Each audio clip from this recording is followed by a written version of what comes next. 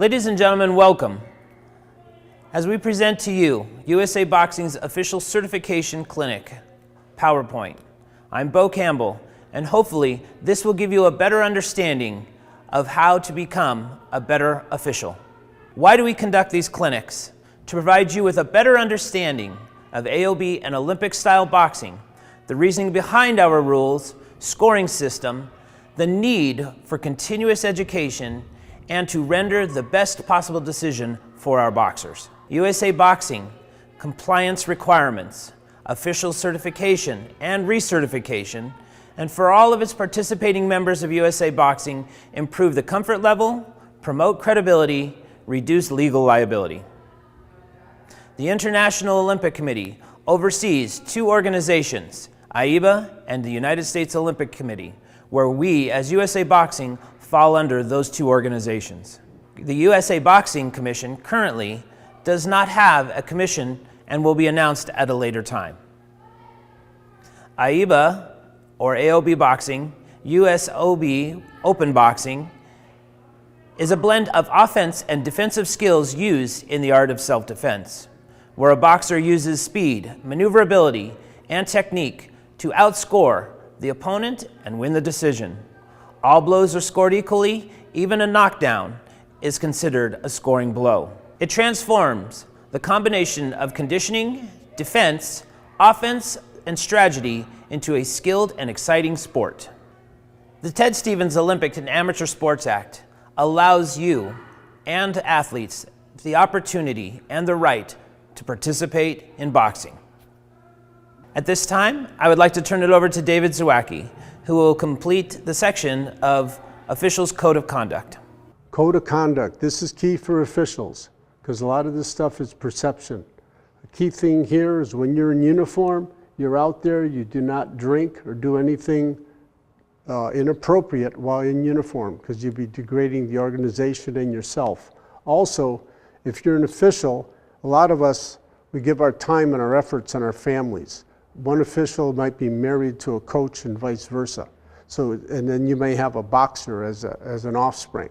So it's key, say if you, in your family, or you have a 119-pound boxer, that if you're at an event, if you're an official, you do not get involved with the 119-pound weight class at all, because that would be possible misperception of favoritism. Proficiency levels, the key thing is that the clinics, certification clinics will only be given at the LBC level by the LBC chief official or his or her designee. They will not be given at regional or national tournaments. Officials must be currently registered as non-athlete members of USA Boxing. Also, it'll be the LBC chief official's responsibility to ensure that that official is in compliance and has a proper OCN number in his or her book. Level 1, we've changed some things here. Now you need an 80% or better to pass to become a level 1. You need to be proficient in all areas like timekeeping and clerking, glove table. We need to climb that ladder. We just don't walk in the door and become a judge or a referee. You maintain your official's passbook with accurate and up-to-date data and information. And now the level 1 certification is good for 2 years or 24 months. And another key thing, if an official has a goal to increase or advance to level 2, he or she may go to a regional tournament. However, they need a referral form from their LBC to go to that regional tournament. Level 2, again, when? This is given, the certification is given at the LBC level. All certification clinics are given at the LBC level, whether you're a level 1, 2, 3, or an AIBA official. If you're a member of USA Boxing, to be in good standing, you must attend a certification clinic every 2 years. It's a 2-year certification. You need 80% or better to pass, and now it's good for a 48-month period. So every 4 years, you'll only be required to take that test. What's the difference between a level 2 and a 3? Not much, because both can work national tournaments. However, probably the key difference is a level 3 official can become eligible for consideration to take the AIBA examination. There's only 6 national events where you can take this examination now. The Junior Youth Open, USA Boxing Elite National Championships, USA Boxing JO Championships, the National PAL, the National Golden Gloves, the National Silver Gloves. Those last 3 tournaments, those are some of our respected affiliate member organizations. Level 3, you must meet all requirements of levels 1 and 2. Just like if you're a level 2, you must meet all requirements of level 1. Just right up the line. You can't ask someone who's not your level, who may be a lesser level, but they're really not a lesser person, to ask them to do something that you won't also do or not be knowledgeable of doing. So that means a level 3 or an AIBA official, they're there to sweep the ring or to work the glove table also. We all row wars around here, so all one big team. There's work to do. But the requirements are spread out a little more. Now you have to be a level 1 for at least 2 years to take the level 3 examination. You have to be active at the LBC level. You just don't become a national official and you forget, hey, I don't have to go to the LBC anymore. It doesn't work that way. You keep your official's passbook with substantiating information and requirements, like your photo, your records of your exams, your testing, your LBC activity, your events, your OCN, your registration number. Another key thing here is that some of the key elements here is registration. You do that every January 1. Then your certification clinic, that's every 24 months, and that's a rolling window, depending on when it's offered in your LBC. For example, I'm in LBC 33, which is one of the biggest LBCs in the country, Southern California. We have clinics, officiating clinics, every 3 months. They're quarterly. Okay, and again, that level 3 examination is only offered at 6 designated national events. The Junior Youth Open, USAB National Elite Championships, USAB JO Championships, and then our respected affiliate members, the National PAL, Golden Gloves, Silver Gloves. And the examination can only be given by an AIBA official. And at that level, you need a 90% or better to pass to be elevated. Level 3 is then good for 48 months. Okay? Master official. Now, we just don't send people out to sea and throw them off the bridge or throw them under the bus at the end. We show them dignity in class for all their years of proficiency and volunteerism, because there's just a bunch of volunteers here. That's what this country was built upon. At this time, I'd like to interrupt and explain some changes regarding the Master Officials. The Master Official Program is designed for officials that have served worldwide or on a national level in a distinguished, honorable manner and active manner for a minimum of 10 years. To maintain the Master Official status, you must meet the requirements for testing, certification, proficiency level as established by USA Boxing. USA Boxing Master Officials must have reached the minimum age of 60 and must have been active for 10 years prior to turning the age of 60. Only a Level 2 and Level 3 Master Official may officiate at the national level. AIBA Master Officials must have served on the AIBA referee judge list for a minimum of 10 years, and there is no age requirement. The certification process, officials Level 3 process, right? The Level 3 officials must take a Level 3 exam. In order to get in that exam, you need a ticket. One of the tickets is the admission verification form. Exam Admission Verification Form, or EAV, EAV. And parts 1 must be filled out by that official with accurate and current up-to-date data, and each element and block must be filled out. Otherwise, it's incomplete. Part 2 must be filled out in total and in completion by your LBC president and COO. Also, it must be authenticated or signatures of both the LBC president and the COO to get in. No ticket, no admission. All certification clinics must be assigned an OCN number. We should all know about this by now. LBC presidents are the ones that require the OCN from membership services of USAB within their jurisdiction. No official's passbook with substantiating information, no exam. It's just it's analogous to or similar to the athlete. no book, no box. No current passbook, no test. Okay. Upon completion of that clinic, the examiner must complete some things. Make sure when you come in, you've completed the transmittal form with all the details. One of the new requirements in that is a date of birth. Part of the reasoning is the home office, they have 3 clerks, they have to input all this data. They say it speeds up the process if they have a date of birth, because sometimes we have duplicative names, so they get confused. We want to avoid that, speed things up for them. And then the examiner, it's not a clinician, because this is an examination. So the examiner, that AIBA or AIBA official, will authenticate the bottom once that person passes the exam, that he or she passed the exam. That AIBA will sign off on it. And then that AIBA official will submit those forms with his or her report to the national office, to the national chief officials, and to the respective LBC president. Why the national chief officials? Because he or she is going to see, I've got this person's a level 3. Then it gives the chief an opportunity to possibly assign that individual on a trip somewhere, to a tournament.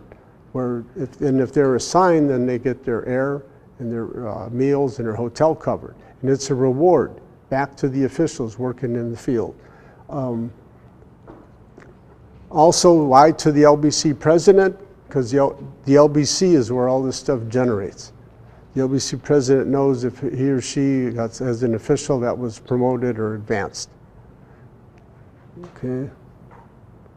And like, for example, when you do these clinics, today we have a clinic, so there's only 3 AIBA officials can receive credit for this. And you've seen it work right here. Bo, Sean Reese, and myself will receive credit for this clinic. Certification clinics, again, are not administered at a regional or national level. Only an LBC's chief official or his or her designee can conduct a certification clinic. Then you say, why is there a clinic being conducted here today? Because don't we have this Ringside World Tournament going on? But that's being held in conjunction with the USA Boxing Festival. So this program that's being offered you today, you can thank USA Boxing for making this opportunity available during this festival. That's all I have. Thank you. Any questions? Hi everyone, my name is Edith Galarza and I'm from Orlando, Florida. I am the chief of official and also their treasurer. Okay, today I'm going to talk to you about some of the administrative rules in regards to membership. Membership is our boxers, our coaches, our officials, and our physicians. Okay, with USA Boxing, in order for you to be a participant, you have to be registered and in some cases certified. We are also responsible for enforcing all of the rules by USA Boxing. Again, our participants must be registered and certified, no suspension with USA Boxing, nor with AIBA. Our physicians, also known as MDs or DOs, are the only ones that can work at ringside. They are registered one time, and they have a semi-annual background check. And their license must be in good standing. Any member of USA Boxing should be permanently disqualified if convicted of a felony, which basically says any sexual offense or rape. All members that are registered must have a background check, and also if they're a sex offender, they must be applied in their state and follow federal law. Non-athletes are all need to have a background check before they can actually participate. Okay? Our physicians are the only ones that can attend to a boxer that has been knocked down or a boxer that needs assistance. Not a coach, not a boxer, not an official, a referee in the ring. Good morning. My name's Ray Silvas. I'm from Houston, Texas. I think I know some of y'all. I haven't been to the ringside tournament in years. I think I came to the first and the second one that they had. That's a long time ago. I haven't been back since, but I'm glad to be here to participate with this project that we're doing on taping a clinic that will be used countrywide. I think it's a big step forward. I think it'll help in having consistency across the country. But I just wanted to say who I am, because just for the information that some of y'all don't know me, I have been involved with boxing for a long time. Former boxer. I was chief of officials of USA Boxing for 6 years, a long time ago. I was a member of the National Board of Directors for USA Boxing. Currently, I'm vice chair of the AIBA Referee Judges Commission.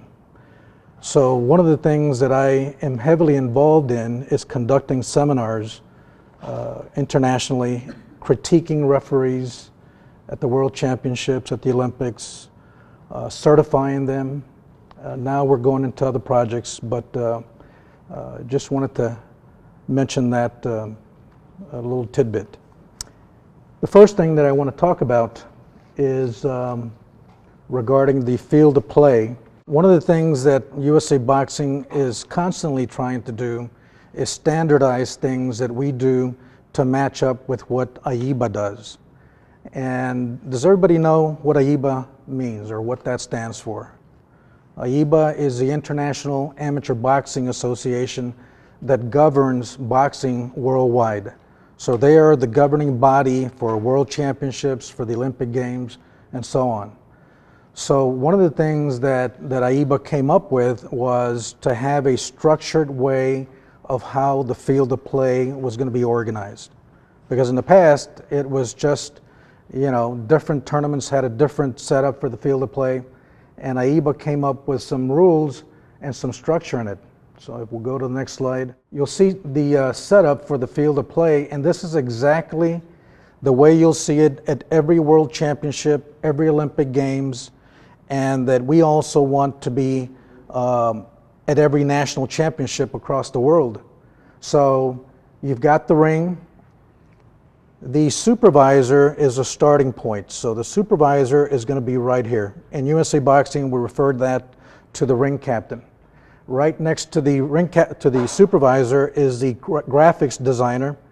Graphics designer is the guy who does all the artwork for what you see on the screen. So when you see the scores of the bout and the judges, that's the guy that handles that. Right next to him is the announcer, the medical staff, the timekeeper, and then you'll notice that on 3 sides of the ring we'll have the judges. So judges 1 and 2, 3 and 4, and 5. You have red corner, blue corner, and that's always going to be standardized, where you have the supervisor here, and to his immediate left is the red corner. Photographers are right here, and then a little platform for the camera crews. And then we also have, at the international level, 2 evaluators for the referees and judges. So the referee evaluator will sit behind the supervisor, and then the judge evaluator will sit behind judges 3 and 4. So now, for example, that we have the situation where the referee doesn't handle the coaches when they're yelling too much or they're getting out of hand. Now it's the supervisor and the referee evaluator that monitor what the coaches are doing in the red corner, and then the judge's evaluator monitors what the coaches are doing in the blue corner. But this is all a designed area. The square footage is exact. The distance from the supervisor to here is the same. The seating area for the judges is measured, how far from the steps, and then they have a taped off area where they have to sit in. Over the past year, the field of play has changed, and I would like to go over those changes with you at this time. Within the field of play, judges 1, 2, 3, 4, and 5 are still in the same location. One major difference is that the timekeeper now sits on the same side as Judge 5. Your supervisor remains in the same location, next to the ring side physician. Your draw commission and your referee judge evaluator sit directly behind the supervisor. The referee judge evaluator is now a combined position. let's go back to Ray Silvas, who will go over the ring setup. So these are some of the things that we also try to standardize in terms of the ring. So no less than 16 feet, no more than 20 square within the ropes. The apron, no less than 2 feet. The ring shall not be more than 4 feet above the floor. You want to have at least 3 sets of suitable steps, one in each boxer's corner and one in a neutral corner. And that's important because you want that extra set of steps for the doctor and the referees to go into. 4 ropes, that's also standard, with 2 spacer ties on each side. 1-inch Insulite padding or something similar to it that creates that padding in case there's a knockdown. Turnbuckles must be covered with a protective padding. This is also something that's overlooked a lot, and that is the plastic bags that are put in the corner. And it says on there non-transparent, and that's exactly what we're trying to get in all tournaments, is non-transparent bags. And the reason for that is because we've had situations where camera crews zero in on the bags that the referees have disposed because of the blood, and they try to highlight, of course, sometimes they try to highlight the negative. What we want to do is not show that blood as much as possible. So if at all possible, if you can please back home, make sure that those bags in the corners are non-transparent. Ringside equipment. These are some of the things that we recommend. Water buckets, obviously. Stools for the boxers. Water bottles, again, this is something that we're trying to standardize. It must be clear, no color. And in most tournaments, especially worldwide, international tournaments, the water that the coaches used are not taken in by the coaches, they're given by the host. So we control what type of water they're giving the boxers. Sometimes in the past, they used to bring in their own water bottles and heaven knows what was inside. So we're trying to control that more. And so in most tournaments, they provide the water. Resin is also recommended, even though now, as you know, most boxers use the rubber soles. Resin is not that important as in the old days when we used to use the leather shoes. In those days, resin was very important, but still, we recommend that you have resin just in case you've got a boxer that still wears those shoes. 10% household bleach to clean the gloves and head guards in case of blood splattering all over them. Mandatory. These are 2 things that you've got to have in your corners. If it's in the rule book, you need to have it. Because one of the things that we're creating, anytime you deviate from what the rule book says, you're creating a liability. And guess who likes that? Attorneys. If there's something that happens in the ring and you didn't have oxygen or you didn't have stretcher, the attorneys can get a hold of that and make a case. So please make sure that you have those 2 things at ringside. My name is Bo Campbell. I'm going to be covering some of the boxing programs and weight differentials and some of the other aspects in regards to those. So in regards to the technical competition rules for 3 AIBA programs, we have AOB, which is AIBA Open Boxing, which we currently use today, what USA Boxing is. We have World Series of Boxing, which is the AIBA World Series of Boxing, which is a pro, and APB, which is AIBA Professional Boxing. The technical rules started and were effective as of March 11th, 2013. The no headgear rule was implemented in 2013 on June 1st. The 10-point scoring system implemented again June 1st, 2013. And World Series of Boxing APB boxers shall retain their amateur status and shall remain eligible to represent their respective country in the Olympic Games. The boxing programs that we have here, which is AOB, we have a men's division. Okay, these have changed as you all know since we've been started the implementation of these new rules. The men's division, at 10 bouts or less, they will be considered a novice boxer. At 5 bouts, the boxer may elect to go open as a senior boxer. With 11 bouts or more, that boxer will be considered open senior boxer. and with 21 bouts or more, they may elect to go to the men's elite division. And we'll get into the aspect of what the elite division is here momentarily. The women's division, as you know, there's no senior women's division anymore. It's all elite. With 10 bouts or less, they will be a novice boxer. With 5 bouts, the boxer may elect to enter the elite women's division. Again, there is no senior women's division anymore. Either you are novice or you are elite when it comes to the women's division. Youth divisions are still the same. They haven't changed from past rules. 10 bouts or less will be considered a novice boxer. With 5 bouts, the boxer may elect to compete in the youth open division. Advancing tournaments, all participating boxers must have a minimum of 5 bouts, and that starts at the state level. So there was some question in regards to the Junior Olympic, whether or not an individual could have 5 bouts reaching up to the national tournament, to the national stand. That is not correct. In order for that individual at the LBC level to enter the tournament at the JO level, they must have 5 recorded bouts in their book. Walkovers and those such things do not count. For advancing USA boxing competitions in the elite men's division, a boxer must have a minimum of 21 bouts to enter. Okay? Walkovers, unopposed championships do not count. A boxer may compete out of said boxer's weight class. However, the weight differential must be stated in section 109.1 of the USA Boxing Technical Book for the lighter weight. And there's a perfect example here on this. A senior male boxer weighing 164 pounds may not box against a boxer who exceeds 174. When in doubt, use the lighter weight and or the boxer's age for guidance, which we've done in the past. That rule has not changed.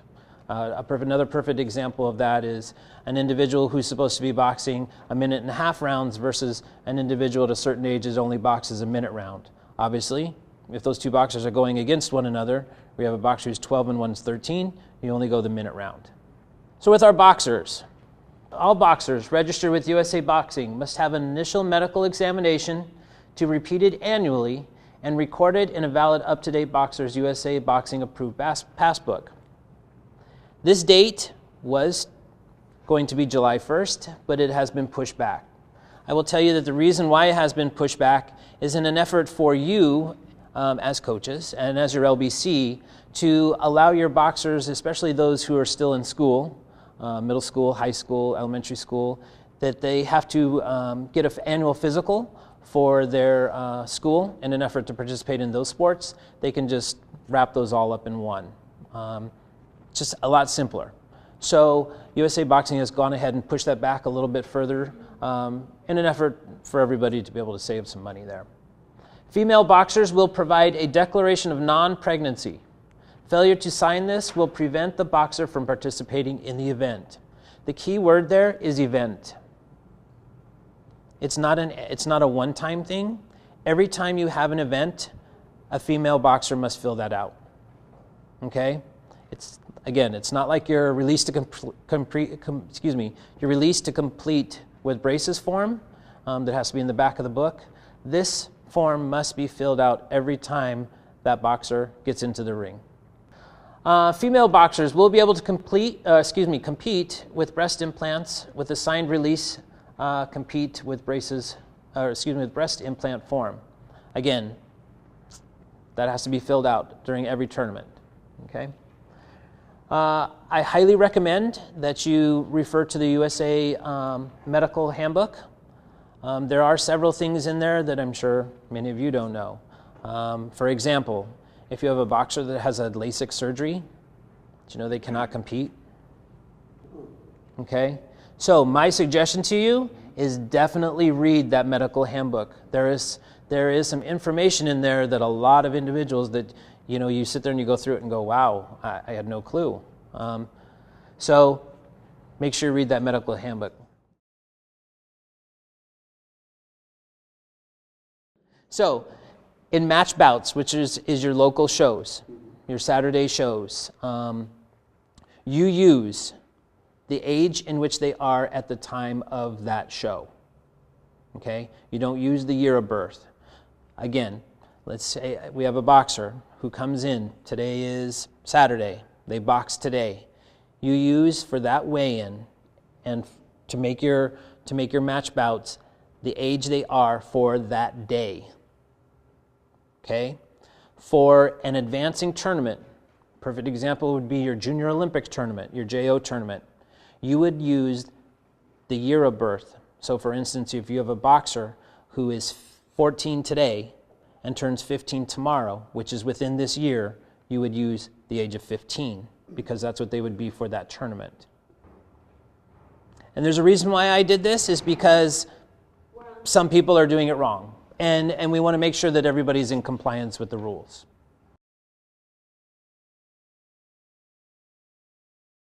Appendix F in the rule book has this wonderful flow chart that would be able to assist you.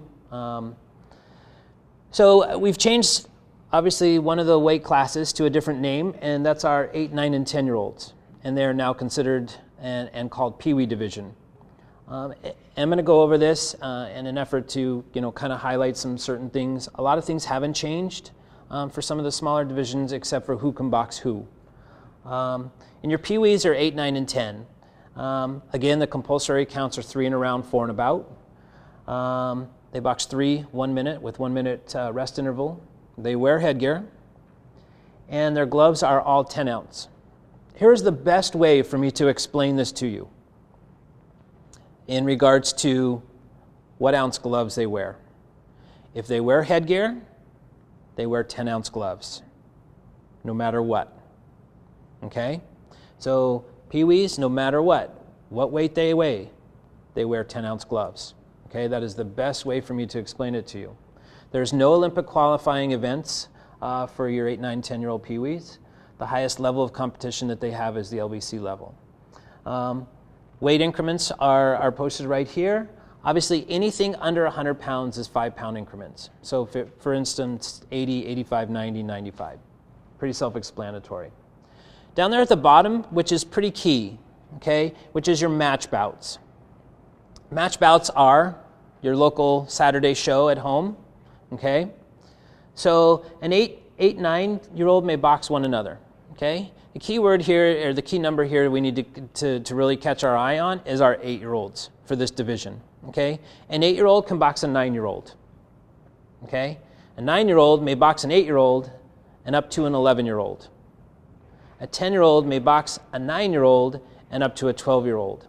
Again, the key thing here is an 8-year-old may only box a 9-year-old. So then we get over to the bantams, which are 11 and 12-year-olds.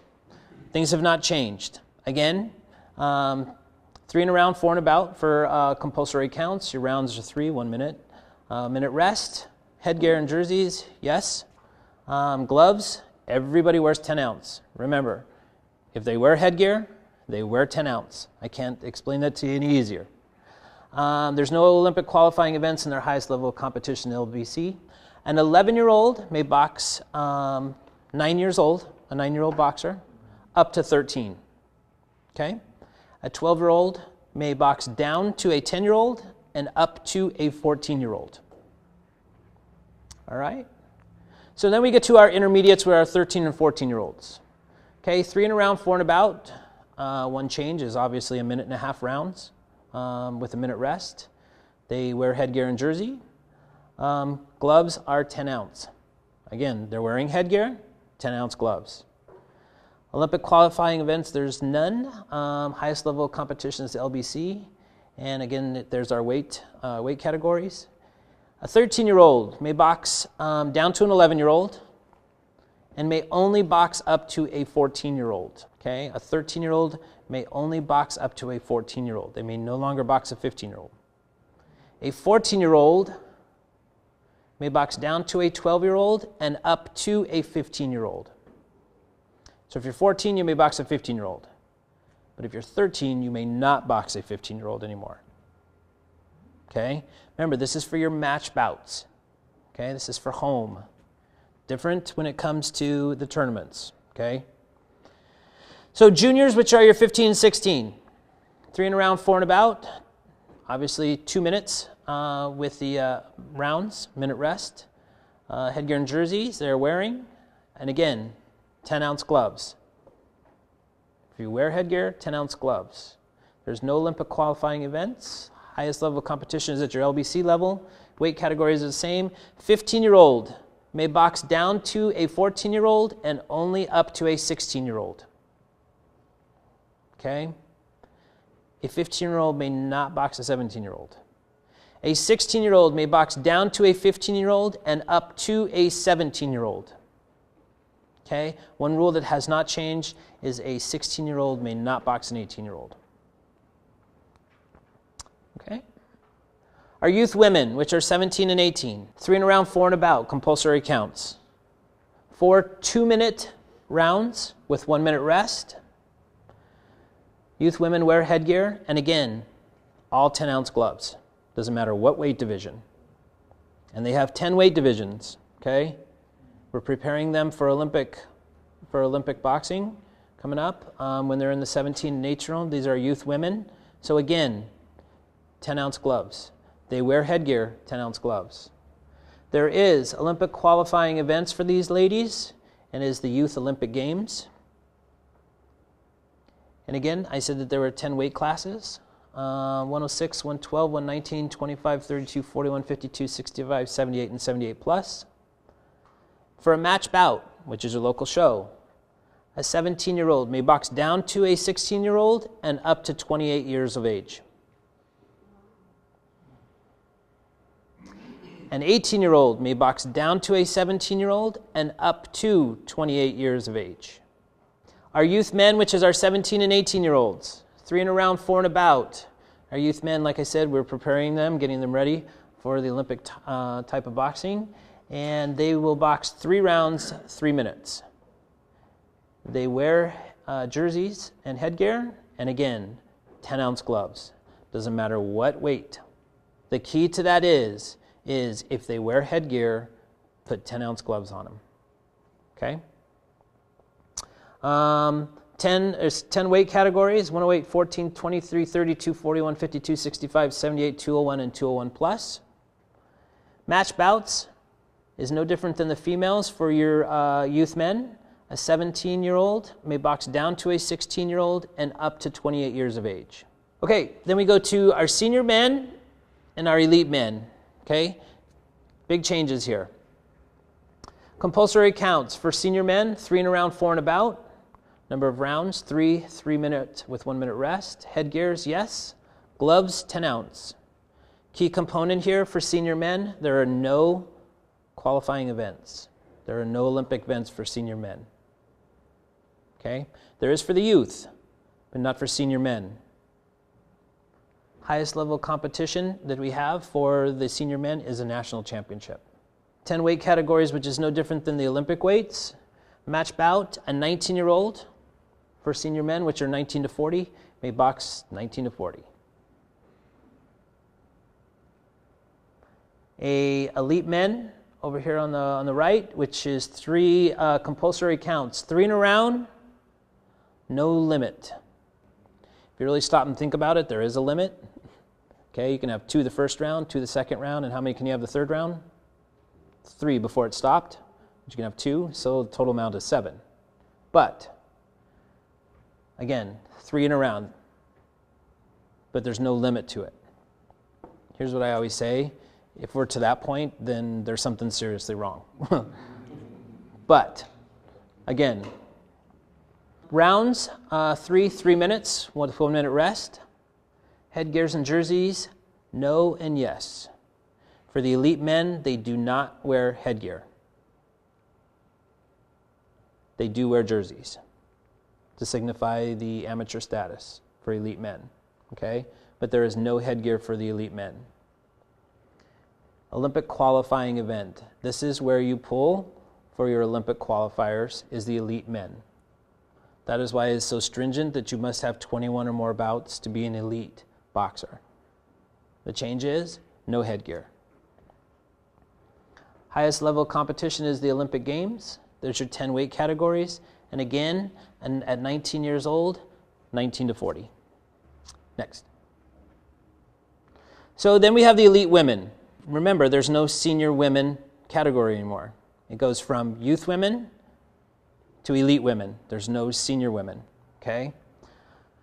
So, count limits, 3 and around, 4 and about.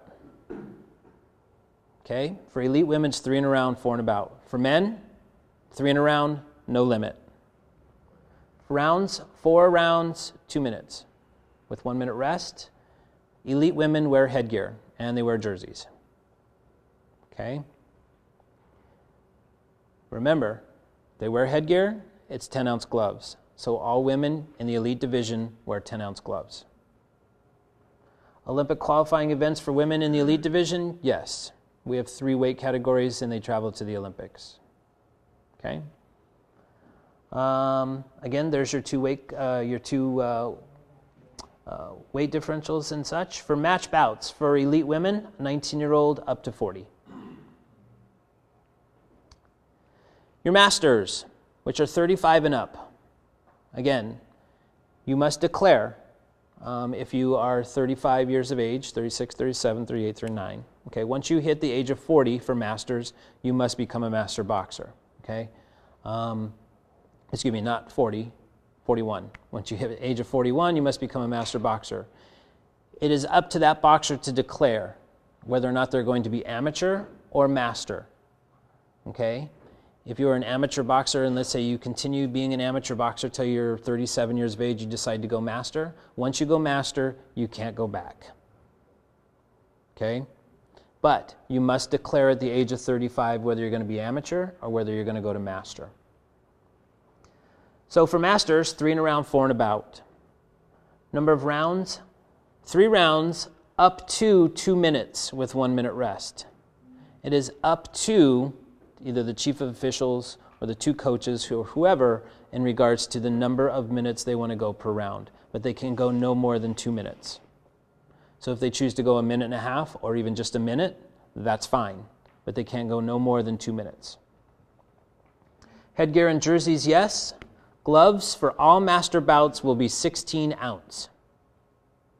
That is the only difference in regards to individuals wearing headgear, is in the masters division, where all master boxers will wear 16-ounce gloves.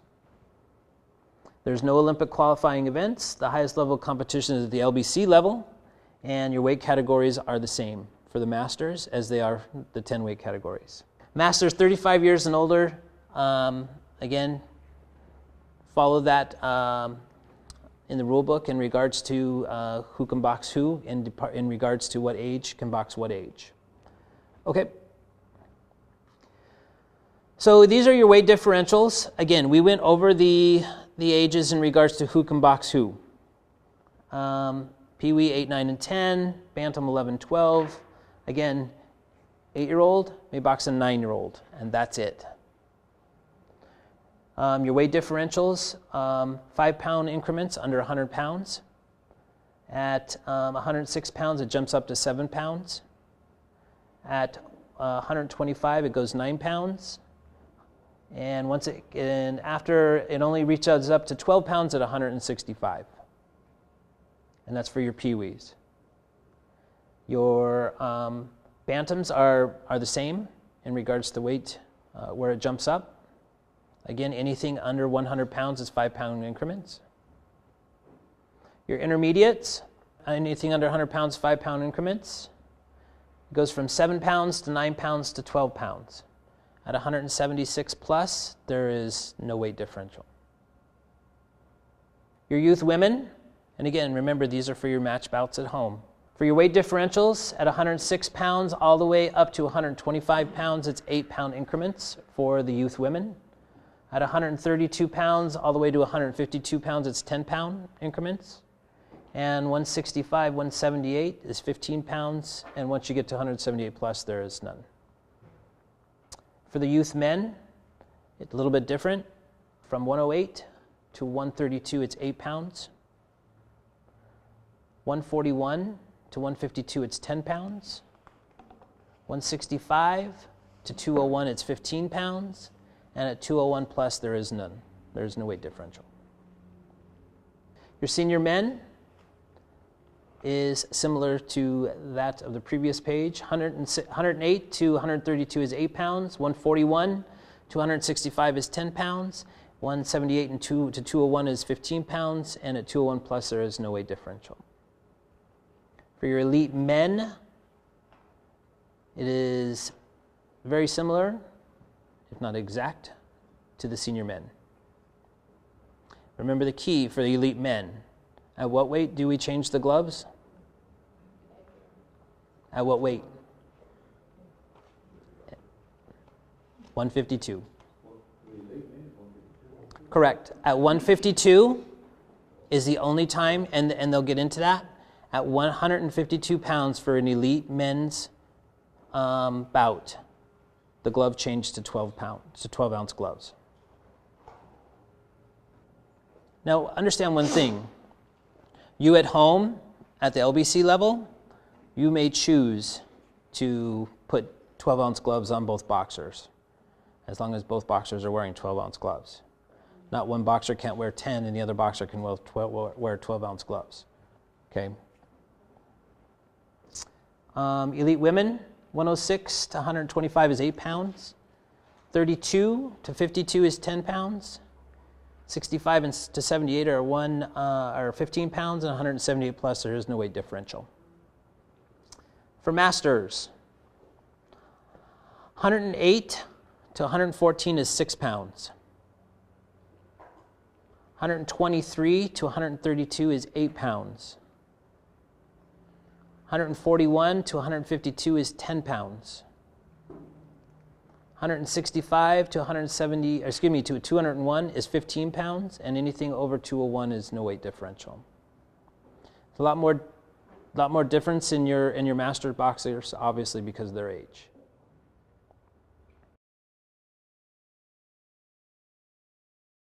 I'm going to talk about the attire. Must have either the USA Boxing label or AIBA label. So the boxers must be clean shaven, as they both are. He's a little young, so he's getting there, but yeah, must be clean shaven. They also must have headgear, gloves, trunks, jerseys that is either red or blue, depending on the assigned corners. They must have soft sole shoes, which they both do, and they cannot have red or partially red mouthpieces. This is the mouthpiece, as long as it's no red or partially red at all. They must wear a protective cup. Female boxers may wear a groin protector. Females may wear breast protectors. Not to exceed past the hip, the sternum, or upward past the collarbone. Boxers can wear soft contact lenses only. Each boxer shall wear a pair of loose-fitting trunks that reach halfway down the thigh, no lower than the knees, as you can see on both of them. No partially attached fabric with a flat movement. Vests and tank top skirts are only allowed for female boxers. Boxers may appear in uniform and/or accessories bearing an advertisement brand name, logo of the club of their club sponsor, except when required by USA Boxing, the regional, to their LBC wear a specific uniform. Gloves must be thumbless or thumb attached. Elite boxers, 108 to 141 pounds, must use the 10-ounce gloves. 152 to 201 plus must use the 12-ounce gloves. All other categories, female youth and juniors, use the 12-ounce gloves. Boxers must have gloves on before entering the ring. Gloves must be removed immediately after the bout and prior to the decision being announced. So Velpu, a minimum of 2.5 meters and no longer than 4.5 meters by 5 centimeters, and must be stretchy cotton material Velcro enclosure. The cotton gauze, maximum of 15 meters by 5 centimeters wide, or maximum of 5 meters, length by 10 centimeters wide. Surgeon tape, max 5 meters by 2.5 centimeters. A boxer may apply the bandages to their hands as he or she likes, provided that the knuckles of his hands or her hands are not covered by surgeon's tape. Gauze padding may be used to cover the knuckles. Must use bandages from one of the AIBA official boxing equipment licenses. The bandages of each boxer must be checked and marked by the equipment manager and the equipment check table. Headgear, hairnets. No headgear, no hairnets. This only applies to the elite men competitions. Headgear is mandatory for all competitions, women, youth, and junior. Hairnets and caps are mandatory for long hair. Boxers must put the headgear on after entering the ring. Headgear must come off immediately after the bout is over and prior to the decision is announced. Okay, so we're going to get to the coaches section. Only USA Boxing certified coaches can work as a second in all USA Boxing competitions. A registered boxer may serve as a second. However, in the presence of two certified coaches, he or she may not enter the ring or mount the apron. In the event that there is only one certified coach in the corner, the boxer may mount the ring apron, but they may not enter. Okay? So, for instance, under AIBA, only AIBA certified coaches can work as a second in all Olympic, AIBA Pro Boxing, and World Series of Boxing competition. Professional boxing, any coach active in professional boxing shall not be allowed to be a coach and or a second in AIBA competitions at any level unless the coach resigns from any involvement in professional boxing for a period of at least 6 months and is certified by AIBA as a registered coach. So coaches are allowed to give instruction in the corner and during round.